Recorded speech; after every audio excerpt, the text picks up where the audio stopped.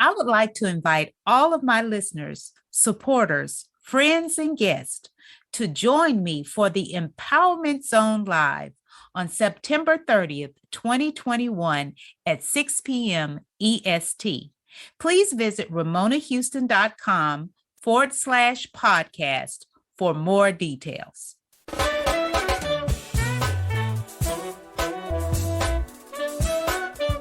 Welcome to the Empowerment Zone with Ramona Houston, where we zone in on Black and Brown relations and our journey to empowering our communities. Today is September 15th, 2021, the first day of Hispanic Heritage Month, and we are celebrating here at the Empowerment Zone. In fact, we celebrate the Latino Latinx community 365 days out of the year. There are so many great achievements and accomplishments of the Latino Latinx community. As you know from listening to the Empowerment Zone, individuals in this community continue to contribute to the development of our communities, nation, and world. And today we are beginning our celebration of Hispanic Heritage Month by talking to Edward Vargas, who's doing great work in the community. His topic today is self-identity, working beyond labels, and developing BIPOC collaborations. Ed Vargas, BSc, JD, lives in the San Francisco Bay Area. He is an international speaker, author, mentor, consultant for diversity, equity, and inclusion, and tech for social good impacts. Ed is making an impact in his community. He's head of the Latinx and Employee Resource Group practice at CTR Factor, a leadership, diversity, equity, and inclusion consulting firm. He is president of Vargas and Associates, Strategic Planning and Communications Consulting Group. He is a mentor at Miller Center for Social Entrepreneurship at Santa Clara University. He also serves on the Latinx Research Center's Community Leadership Advisory Board, College of Education and Counseling Psychology at Santa Clara University, and he is co-lead for the We Are All Human Foundation's Hispanic Star Bay Area Club. He is a contributing author of Hispanic Stars Rising, The New Face of Power, Volume 1. Welcome to the Empowerment Zone, Edward. Ramona, I've been looking forward to being in your Empowerment Zone, and thank you again for doing what you do. It's just in where we're at right now in our world, in the country, it's more important than ever to reach out and talk to people, even if they have a different opinion. So I'm happy to discuss some of my career, some of the things I think your audience would be interested in doing, and would love to give them a call to action at the end. Thank you so much. So can you tell our audience a little bit about yourself? We always like our guests to tell a little bit about their personal and professional background so that our audience can get to know who you are. Well, great. So one of the things that I didn't put in this bio, but it's a part of who I am, is that I grew up in a household where we heard all kinds of music. My mom one of her best friends was from Louisiana. So we had country music. My dad loved to sing. So he would play and sing along with some of the songs. And my brother was this person who just became this amazing drummer. So my brother and I got into playing cover band hits. We grew up in a Bay Area where Carlos Santana came from, Journey. You can go down the list of all the Bay Area groups. So to me, one thing that I've had throughout my whole life was that moment when you're there in an audience, let's call it a wedding, let's call it a corporate event, or even a festival. That energy, when you're a live musician and you start playing and you see people getting up, you don't even tell them anything. They hear the music, they get up and they start dancing. And music to me is one of the most powerful dynamics that we have. It's something that'll calm yourself if you're in those moments that you need to kind of refresh and get started. But when you're with a group of people, it doesn't matter what age you are. It doesn't matter what your culture is. If you hear that music and you want to get up and dance, everybody's there right next to each other. And that to me is such a special feeling. I try to bring that across in the different programs and projects that I have. One of the things that was a interesting moment was my parents took us to go see a gentleman named Louis Armstrong. And I was, because of hearing things like mariachi music, I wanted to learn how to play the trumpet. And I was taking trumpet lessons and playing in a little grade school, elementary school band. But I asked my dad as we were listening to Louis Armstrong, I said, I'd like to talk to him and learn about what can I do to learn how to play trumpet better. And his eyes got big and he goes, you want to talk to Louis Armstrong? And I said, yeah, I do. So he said, okay. So at the end of the program, the end of the show, he and I walked to the back of the stage area, and we saw Louis' manager. And my dad said, my son is learning how to play trumpet, and he'd like to talk and meet Louis Armstrong. And again, the same reaction. His eyes got this big. He says, what? And so I at that point where we were sitting, the door to the dressing room was open, and there was Louis sitting, and he's looking at us, seeing that he couldn't hear us, but he heard me interacting with his manager, and the manager walks in, and you could see the reaction is that this manager saying, there's a kid outside and he wants to talk to you. And all of a sudden, Louis looked right at me, and he motioned to his hand, come on in.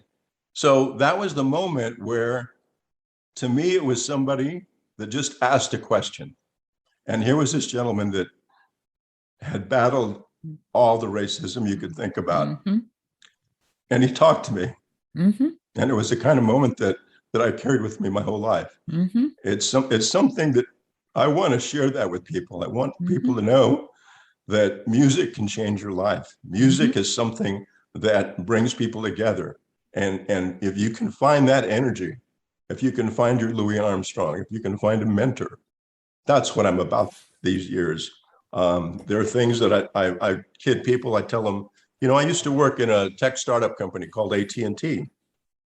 And at AT&T, they have something called employee resource groups. So aside from the work that you do, it's an opportunity to collaborate. It's an opportunity in your own communities across the country to partner with your employees and help a local cause. So I was active in 5 different employee resource groups.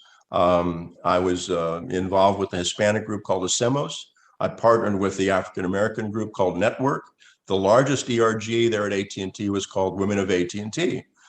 Inspire Asian was another group that I partnered with. And what we would really enjoy doing was each group would have a particular program or project in their local communities. And then once a year, we'd come together at a national ERG conference, and we'd share our best practices.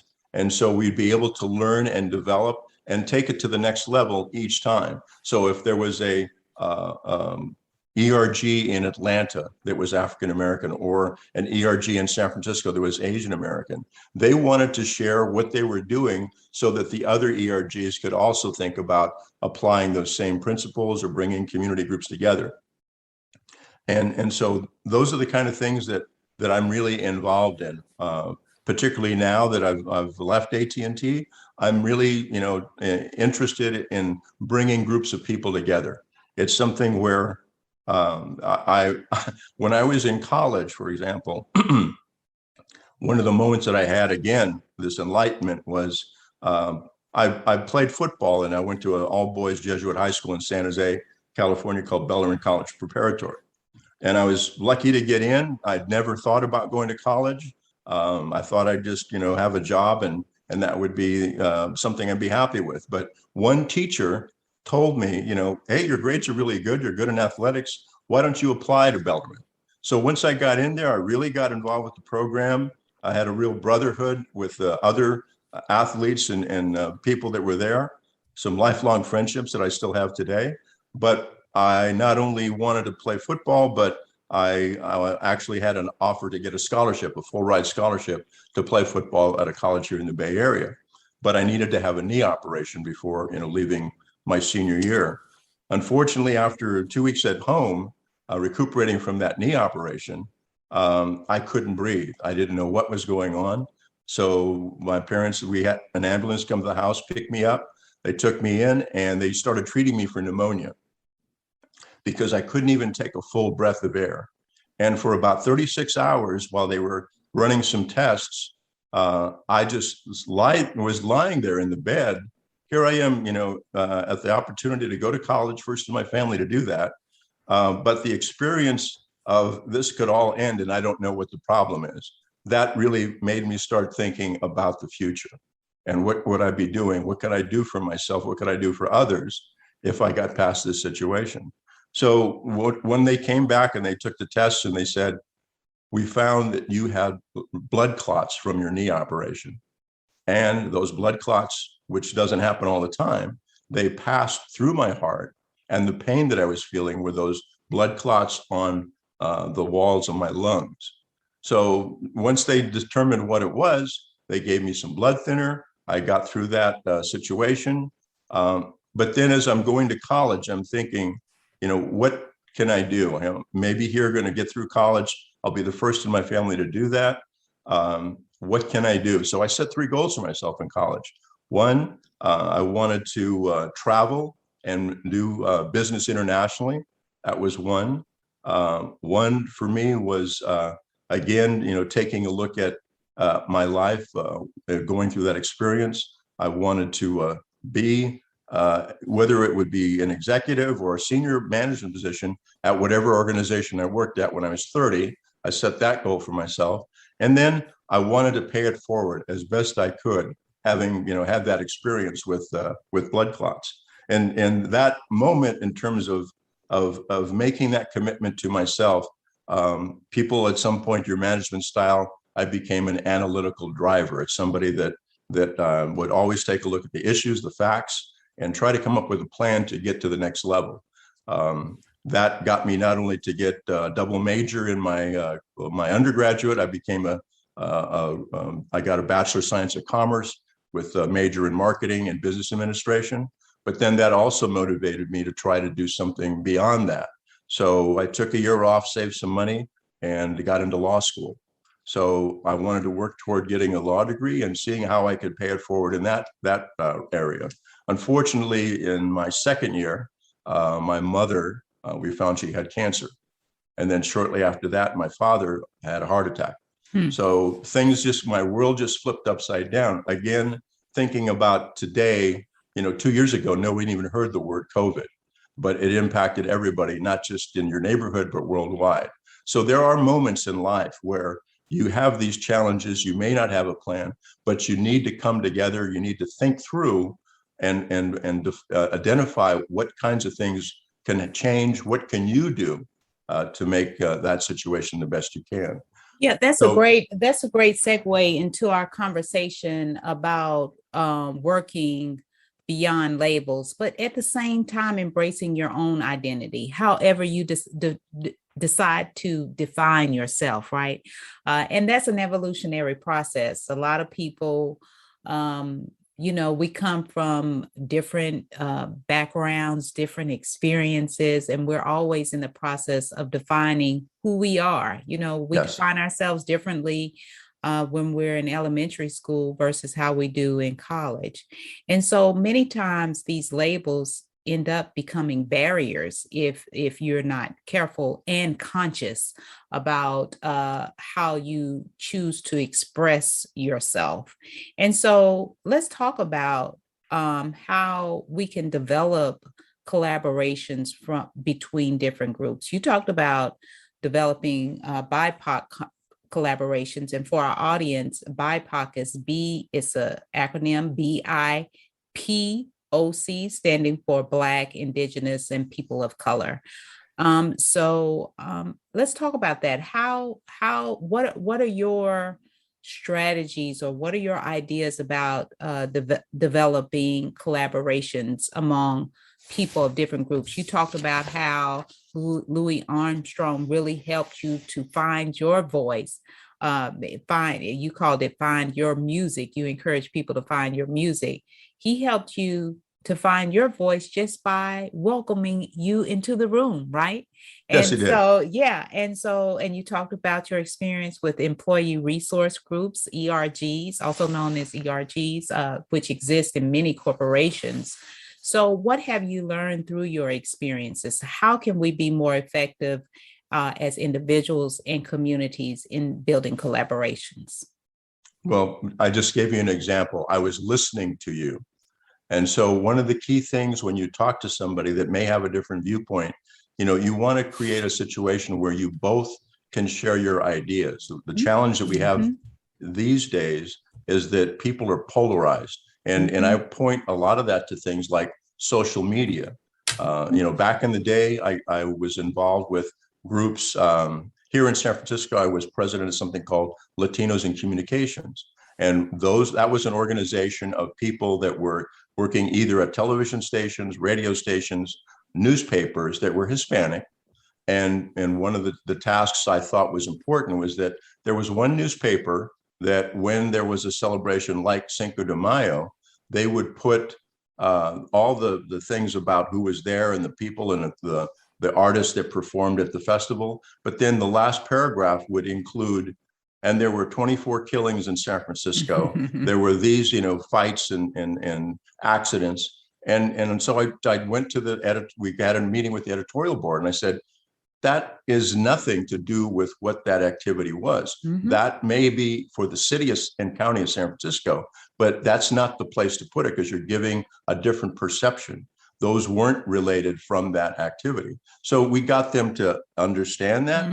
And so to me, so much of what we're dealing with today are false perceptions or people have stereotypes. So in the context of the other things that I've been doing over my year, currently I'm now, as I mentioned, I'm working with the We Are All Human Foundation's Hispanic Star. We have hubs.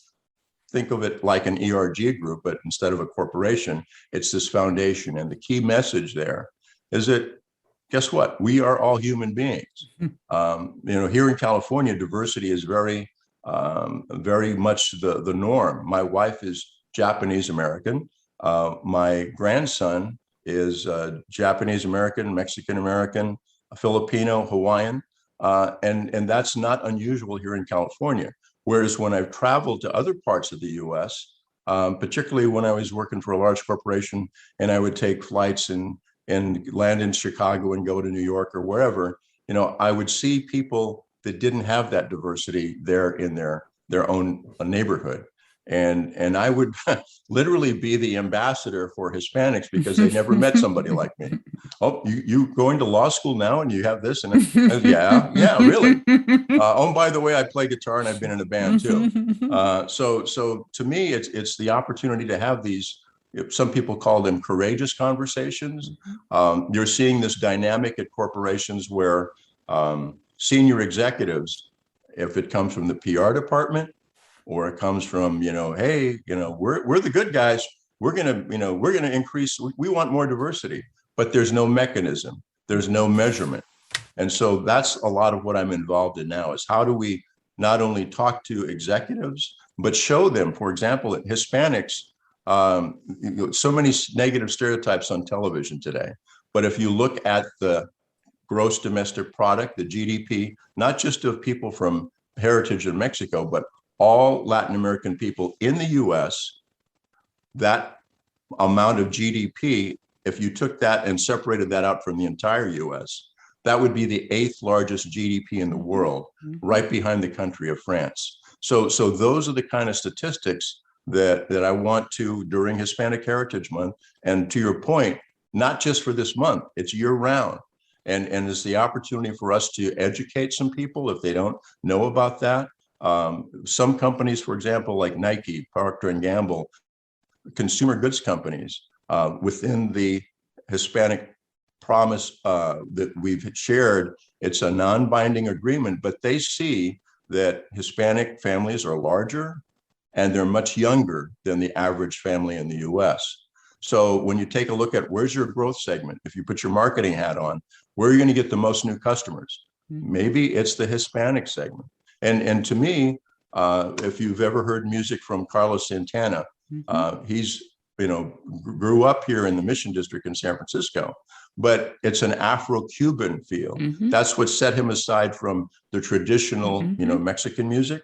And people that have that Afro-Latino blood, they're into percussion. That's how his group started, is that he heard people just playing congas, and it was that rhythm is what he wanted as the core of what his music is. And he's still, very successful now, going back on tour again. But it's that music that reaches people, and let go of the label. How does it make you feel? Mm-hmm. That's the kind of thing that that energy back and forth when you accomplish something. And I even did something. It's at AT&T. I became in the national organization. I was the national EVP for community outreach.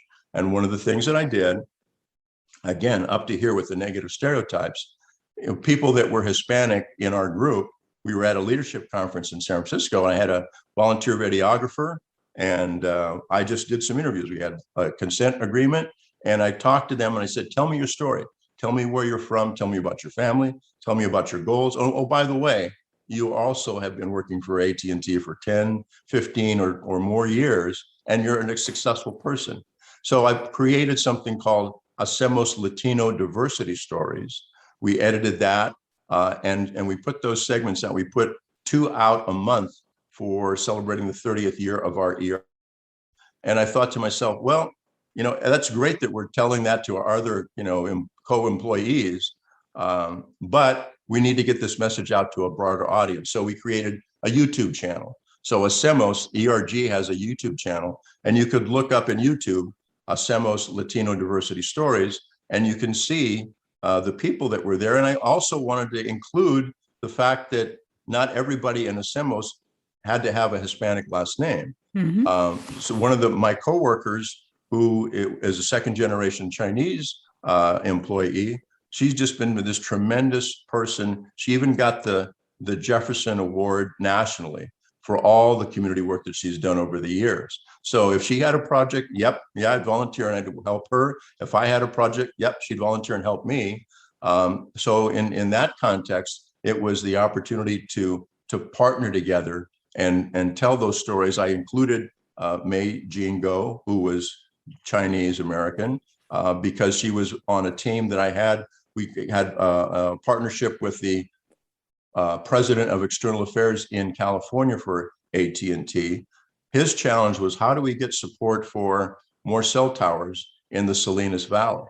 So we came up with this idea. Let's have this program called Adelante. So there's Adelante and there's technology, Adelante. Mm-hmm. So what we did is that we reached out to the United Farm Workers there in that Salinas area, and we said, the children that you have that are in college, let's have those people apply, and we'll give them training from the Coro Foundation, leadership training once a month. Let's give them an opportunity to take courses online from Udacity.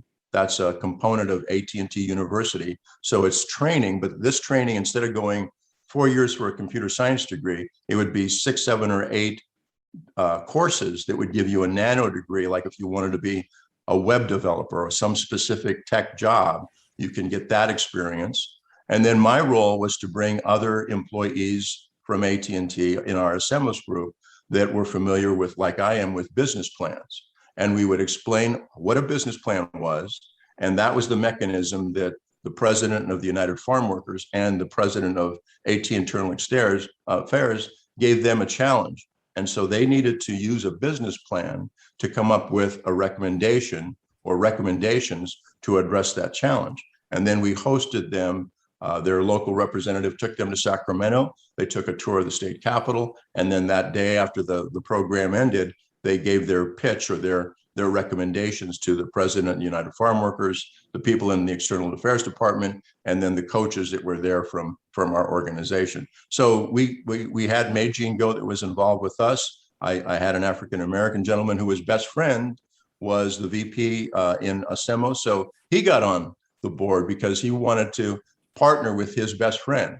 So those are the kinds of relationships that I really try to encourage, is that for us to go from where we're at today, whether it's a local community issue, a need that there's a gap. I tell people I feel like I'm right now in a solar eclipse. We've never had the resources aligned with the people and the needs that more so than we have right now. we You have know, some those change. those are some great examples of collaborations, and how you worked where you were in order to create an environment where people can work together. And that is great advice for many of our listeners. You talked about share your ideas, be able to listen to each other. A lot of times we're not listening. Address false perceptions and stereotypes. Have courageous conversations, and also consider partnering with other individuals and organizations. Those are great pieces of advice for how to create collaborations among different people and groups, and even more specifically, creating a BIPOC conversations. So, with that being said, if people want to get in contact with you, how would they reach you? What information do you want to share with our audience if they want to reach out to you to get in touch with you? The best way I recommend to everybody is there's a social platform called LinkedIn. Mm-hmm. So if you can get onto LinkedIn, you can look up Edward Vargas. You'll see my background pop up, and you can connect with me that way. I'm oftentimes participating in panels on different topics. I'll be doing one with all the employees of Google and their employee resource group called OLA, which is their Hispanic group. I'll be there at a Google facility on the 21st of this month, and that'll be something that may be broadcast even worldwide with all their employees. So reach out to me on LinkedIn. And I'll be happy to respond. There are some things, for example, as I mentioned to you, I love paying it forward. You can even go to my LinkedIn and download on my file there. When I speak to young people, I also help start something called High Tech Day for AT&T, the Hacemos group. And that is bringing in local high school students to an AT&T facility, giving them STEM workshops, opening their eyes. Like in my experience, have you thought about going to college? Have you thought about a STEM career? There are so many tech companies here in the Bay Area, Silicon Valley. There's so many tech companies that even you don't have to live in California anymore. With COVID and people working from home, you could, have that opportunity if you get that background and training. So I offer that as an opportunity. People can down. So Ed, if there's more than one Ed Vargas, how will they know which one you are on LinkedIn? If you put my name Edward Vargas in LinkedIn, mm-hmm. and then you click on all results, you can just see my background pop up and my picture pop up. Okay. Sounds great. Well, thank you so much for joining us on the Empowerment Zone. We really enjoyed our conversation with you. And I'll share your link with other people that I think they can also add to you. And then again, thank you for doing what you do. We need to have these kinds of opportunities going forward as well. Thank you.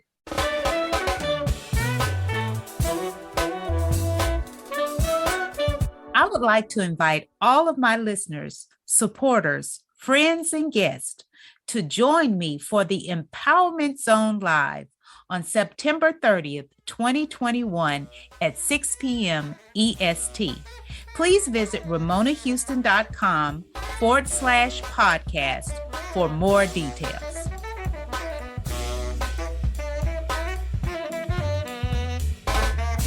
So Ed, we're in our college strategies portion of our interview. So we want you to give us one piece of advice for students on how they can be successful in college. Can you tell us what college you attended, what was your major and your degree, and then what is that strategy you would give students for college success? Thank you. So be a lifelong learner, for one. Mm-hmm. So in my career, I started at Santa Clara University. I got my degree in marketing and business administration. I came back and got my law degree from there. And now I've reached back to I've re-engaged with the university, and I'm on their, I'm a mentor with the Miller Center for Social Entrepreneurship. And I'm also I'm a board member of their Latinx Research Center, which is part of the Education and Counseling Psychology Department there at Santa Clara University. So I tell students, I actually give them a handout when I do this live with them or on a webinar. Think of a triangle. Think of at the top of the triangle, where do you want to be in 5 years? What can you visualize what you want to be doing? So that's your goal. That's your vision. And then to get to your vision, set some goals for yourself. You don't just wake up 5 years later and there you are, so set some goals. And then once you articulate, and on the back of the page that I hand out, I have them write it down. It's not just up here or over here. Write it down so you can focus on it. So you have your vision, your goals, and then you need to set some objectives. And when you set those objectives, set some timelines or milestones. So if you've got these goals and you've got your objectives, where do you need to be in the first 6 months?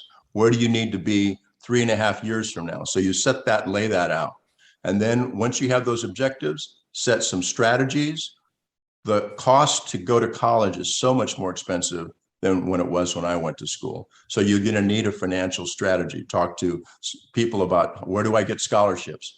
That's something you need to build out. So strategy is the next level. And then you've prioritized your time, and then you're looking at your activities. You just don't wake up in the morning and say, what do I do today? So you've got your vision, your goals, objectives, strategies, and your activities. And that's what I give them as a way to define who you want to be, where you want to be 5 years from now. That's great advice. So be a lifelong learner, and then you must set your vision, your goals, objectives, strategies, and activities in order that you can accomplish that vision and be the person that you want to be. Thank you so much, Ed. It was a pleasure having you on the Empowerment Zone, and you're always welcome back. Thank you. Take care. A special thank you to the incredible team of the Empowerment Zone. Terry Gully, theme song, NADWorks, digital support, and of course, our featured guest. If you enjoyed my podcast, please subscribe. We are on all of your favorite podcast platforms. Be sure to rate us on Apple Podcasts too. Thank you for your continued support.